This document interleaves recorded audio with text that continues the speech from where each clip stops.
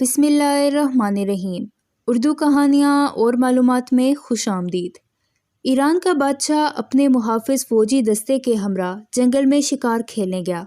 शिकार के दौरान बादशाह एक हिरन का ताक़ुब करने लगा।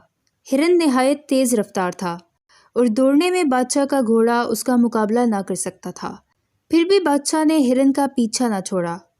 काफ़ी देर बादशाह उसका पीछा करता रहा मगर हिरन हाथ ना आया। बादशाह थक गया तो उसने हिरन को शिकार करने का ख्याल दिल से निकाल दिया, मगर हिरन के चक्कर में वो अपने लश्कर से बिछड़ चुका था। वो एक जगह रुक गया और अंदाजे लगाने लगा कि उसके साथी किस सिमत गए हैं, लेकिन उसे कुछ समझ ना आया। अचानक उसने एक आदमी को देखा। वो दौड़ता हुआ बादशाह की तरफ आ रहा था।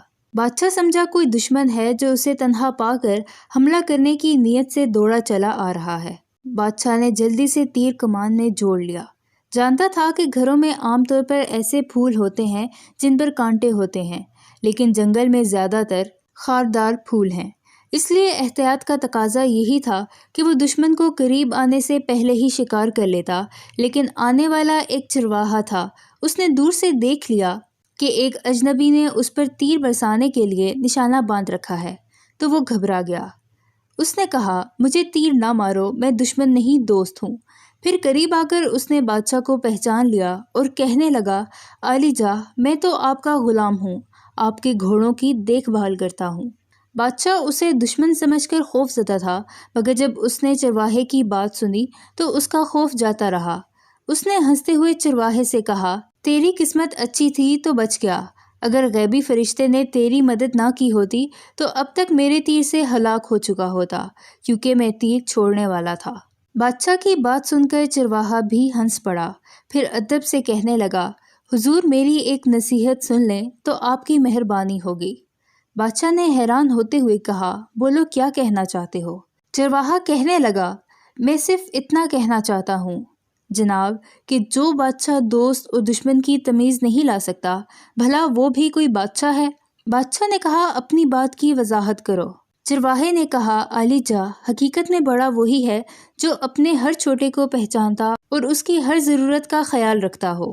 मैं आपके लिए कोई अजनबी तो नहीं हूँ। आपके घोड़ों की देखभाल करने की हैसियत से आपके दरबार में अक्सर हाजिर होता हूँ।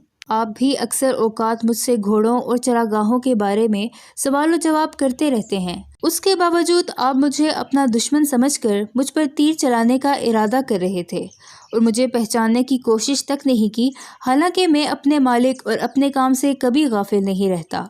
मेरी तो हालत ये है कि आपके हुक्म ने लाख घोड़ों में से आपका पसंदीदा और मतलूबा घोड़ा निकाल कर दिखा सकता हूँ। चरवाहे की बात सुनकर बादशाह को कुछ निदामत हुई। चरवाहा कह रहा था, बादशाह सलामत, जिस तरह मैं अपने फ़र्ज़ को पहचानता और अदा करता हूँ और पूरी होशियारी और अक्लमंदी से आपके घोड़ों की देखभाल करता हूँ, उसी तरह आपको भी होशियारी से हुकूमत करनी चाहिए और अपनी रियाया की देखभाल करनी चाहिए। वरना याद रखें, जिस बादशाह का इंतज़ाम सुल्तनत के चरवाहों से भी बदतर हो और वो अपनी रियाया की हिफाजत ना कर सकता हो, उसका ताज और तख्त भला कैसे महफूज रह सकता है। हकायत सादी है कि अपने दोस्तों और दुश्मनों में तमीज़ रखनी चाहिए और अपनी रियाया की ज़रूरियात का ख्याल रखना चाहिए। मैं उम्मीद करती हूँ कि आपको आज की ये वीडियो पसंद आई होगी। मज़ीद वीडियोस देखने के लिए उर्दू कहानियाँ और मालूमात को सब्सक्राइब करके बेल नोटिफिकेशन को ऑन कर दें ताकि आने वाली चैनल अपडेट से आगाह रहें।